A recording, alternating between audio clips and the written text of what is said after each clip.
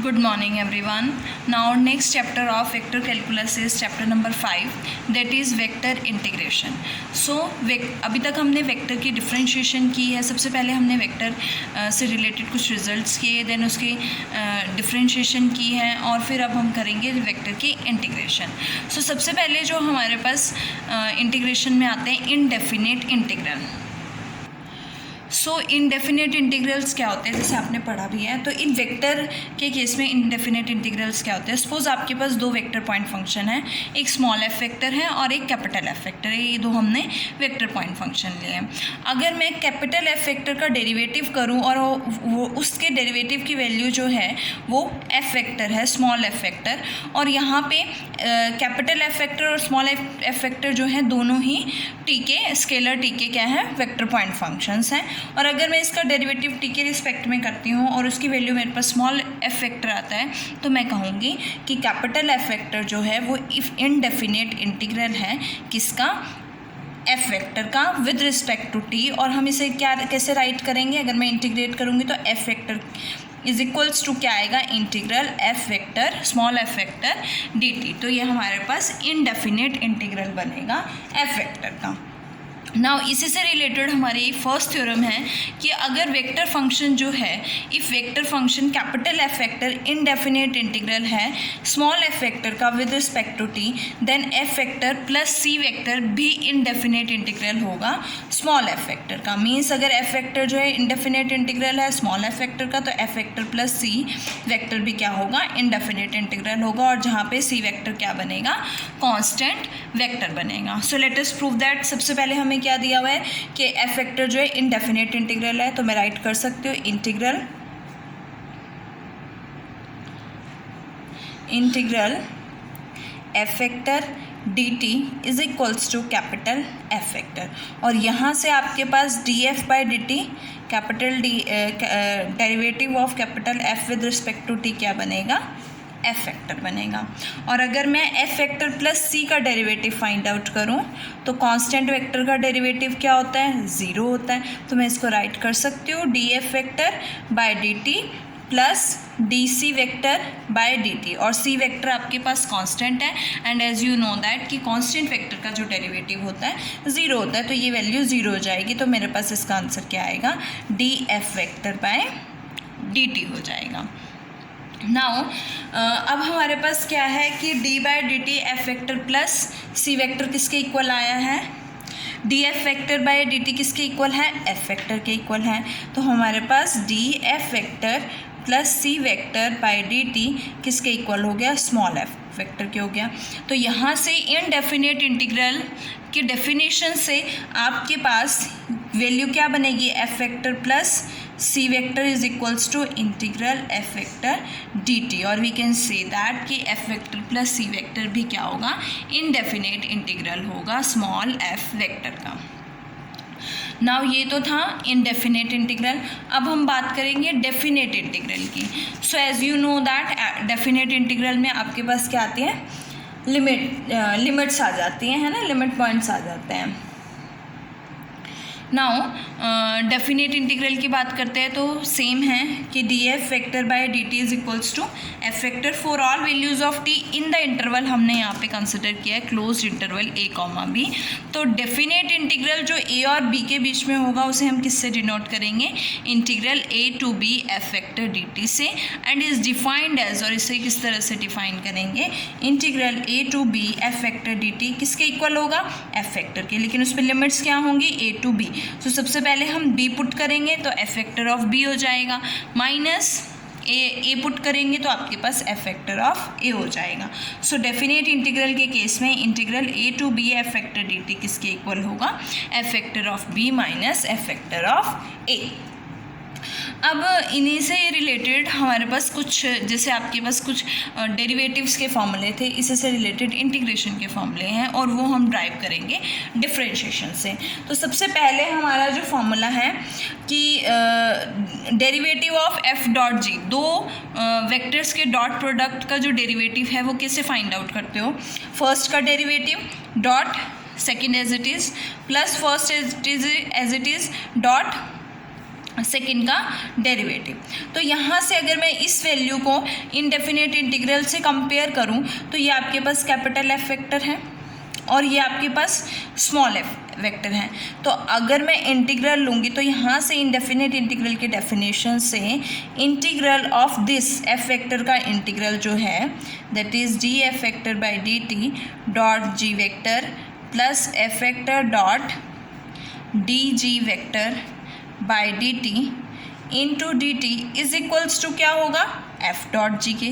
और as you know that integration में आप कांस्टेंट लेते हो, कांस्टेंट ऑफ इंटीग्रेशन, तो वो मैंने क्या सपोज कर लिया है, सी सपोज कर लिया है।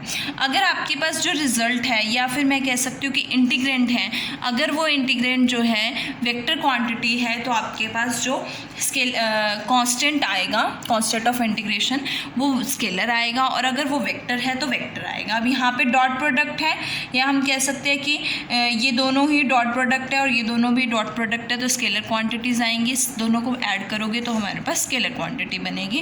तो इस केस में आपके पास सी कांस्टेंट आएगा which is also a scalar quantity. Now next है second D by D T F vector square. इसका डेरिवेटिव करते हो तो क्या आएगा आपके पास एफ डॉट एफ, और इसका डेरिवेटिव फाइंड आउट करोगे तो twice of F dot D F by D T आएगा। तो यूजिंग फॉर्मूला आपके पास क्या बनेगी, integral of 2f vector dot D F vector by D T और इंटू डी टी।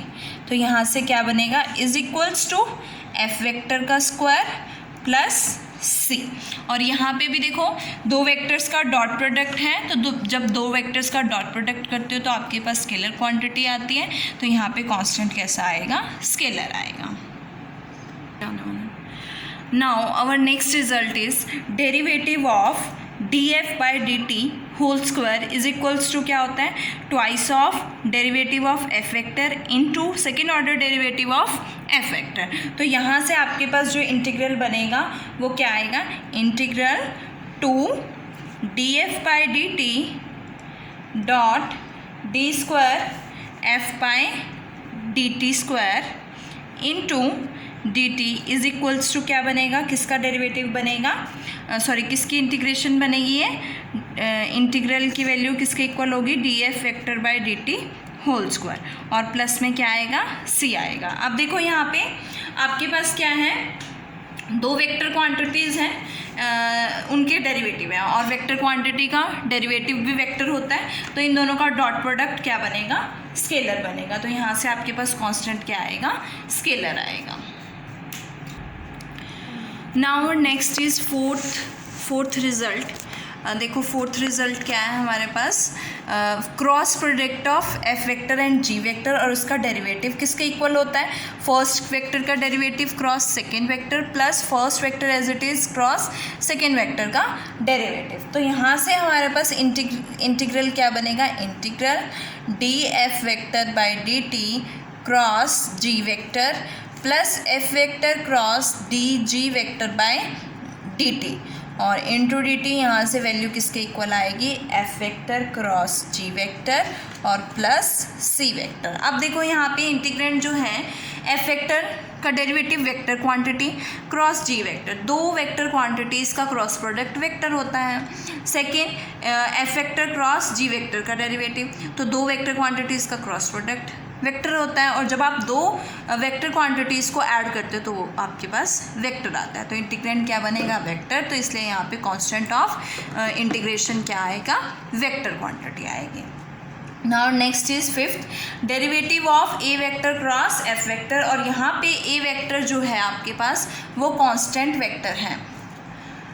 देखो अब हमारे पास इसकी वैल्यू किसके इक्वल होती है, A vector cross D F by D T. तो यहाँ से integral A vector cross D F vector by D T किसके इक्वल हो जाएगा, इंटू डी टी किसके इक्वल हो जाएगा, आपके पास A cross F vector plus C vector. Again दो वेक्टर्स हैं, दो वेक्टर्स की क्रॉस प्रोडक्ट क्या होती है, वेक्टर क्वांटिटी होती है, और यहाँ से आपके पास दोनों क्रॉस प्रोडक्ट वेक्टर आएगा, तो कांस्टेंट भी क्या बनेगा, constant of integration vector quantity बनेगी। नाउ इसी से रिलेटेड हमारे पास एक रिमार्क है कि अगर सपोज आपके पास एफ वेक्टर है F1 i cap plus F2 j cap plus F3 k cap, और F1 F2 F3 जो है स्केलर वेरिएबल t के स्केलर फंक्शंस हैं, और you have to find out the integration of F vector with respect to t। तो यहाँ से क्या आएगा, आप F1 वेक्टर की इंटीग्रेशन करोगे into i cap plus j cap, F2 vector की इंटीग्रेशन, F2 कंपोनेंट की इंटीग्रेशन करोगे, और यहाँ पे k कैप F3 की इंटीग्रेशन करोगे। तो इस तरह से आप क्वेश्चन को सॉल्व कर सकते हो। नाउ इसी से रिलेटेड हम हमारे कुछ एग्जाम्पल्स हैं जो हम करेंगे। देखो फर्स्ट एग्जाम्पल क्या है, integral 1 to 2 a dot b cross c। सो हमें सबसे पहले क्या फाइंड आउट करना है, scalar a vector dot b vector cross c vector. क्या लिखते हो इसको, scalar triple product of a vector b vector c vector. और इसे किस तरह से फाइंड आउट करते हो, आप डिटर्मिनेंट फॉर्म में भी फाइंड आउट कर सकते हो। तो डिटर्मिनेंट फॉर्म में सबसे पहले a वेक्टर के कंपोनेंट्स आएंगे, that is t 3 2t, b vector के कंपोनेंट्स आएंगे 1 माइनस 2 2। सो यहाँ से थर्ड वेक्टर सी वेक्टर के कंपोनेंट्स क्या हैं, 3t 1, और इसे आप ओपन करोगे तो देखो क्या आएगा, फर्स्ट रो के अलॉन्ग कर लेते हैं, t minus 2 minus 2t minus 3 और 6 माइनस 1, और यहाँ से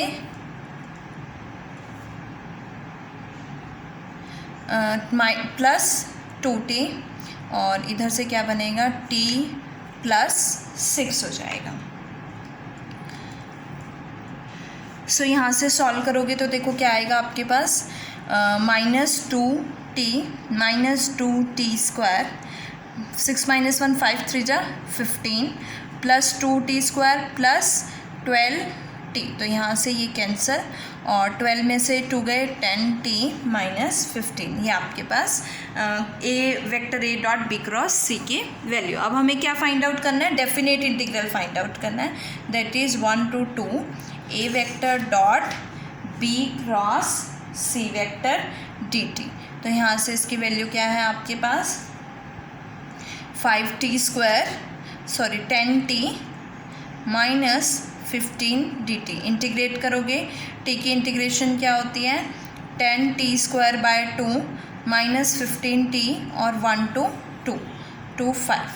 2 पुट करोगे, सबसे पहले 2 सब्सटीट्यूट करो, आपके पास क्या आएगा, 5 इंटू 4 और माइनस 15 इंटू 2, और उसके बाद माइनस 1 सब्सटीट्यूट करोगे 5 और प्लस 15। तो यहाँ से क्या आएगा, 20 माइनस 30 और ये 10 हो जाएगा। तो माइनस 10 प्लस 10 क्या वैल्यू आएगी यहाँ से, 0। सो आपका जो इंटीग्रल है वो क्या हो गया है, 0 हो गया है। Now next example, second example is evaluate integral r dot dr by dt to dt where r vector at 3 t is equals to 3, आपके पास क्या है, 3i cap plus 2j cap plus k cap, and r vector at t is equals to 4, आपके पास 2i cap minus 5j cap plus k cap है। अब देखो जो आपके पास एक मैंने अभी आपको आइडेंटिटीज़ बताई हैं, उसमें ही आपके पास एक आइडेंटिटी थी, मतलब एक रिजल्ट था कि integral r dot D R by D T into D T किसके इक्वल होता है, 1/2 r डॉट r प्लस सी। या फिर हम इसको इस तरह से भी फाइंड आउट कर सकते हैं, सपोज मेरे पास क्या है, derivative of r vector dot r vector, इसका डेरिवेटिव फाइंड आउट करोगे क्या आएगा, डॉट प्रोडक्ट का derivative, first as it is, second का डेरिवेटिव प्लस सेकेंड फर्स्ट का डेरिवेटिव और सेकेंड एज इट इज़, और डॉट प्रोडक्ट कम्यूटेटिव होता है तो क्या बनेगा, 2r dot D R by D T. तो यहाँ से आपके पास इसका डेरिवेटिव ये आ गया, तो डेफिनेट इंटीग्रल से आपके पास ये वैल्यू आ जाएगी।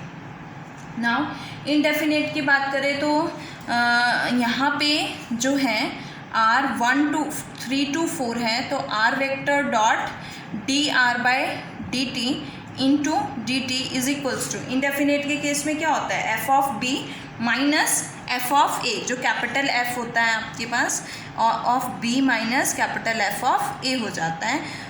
और बी क्या है यहाँ पे 4 है और ए क्या है 3 है।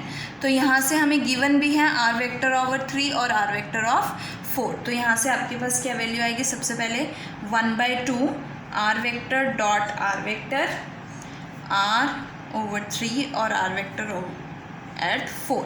तो जब आप इसमें सबसे पहले आर वेक्टर एट 4 पुट करोगे तो आपके पास 4 वाली वैल्यूज़ आएंगी दोनों। तो ये आएगा 2i cap minus 5j cap plus k cap, dot product again इसी के साथ करना है, 2i cap minus 5j cap plus k cap, minus 3 point पे वैल्यू आपके पास क्या है 3i cap plus 2j cap plus k cap और dot product 3i cap plus 2j cap plus k cap. तो यहाँ से हम डॉट प्रोडक्ट फाइंड आउट करेंगे पहले।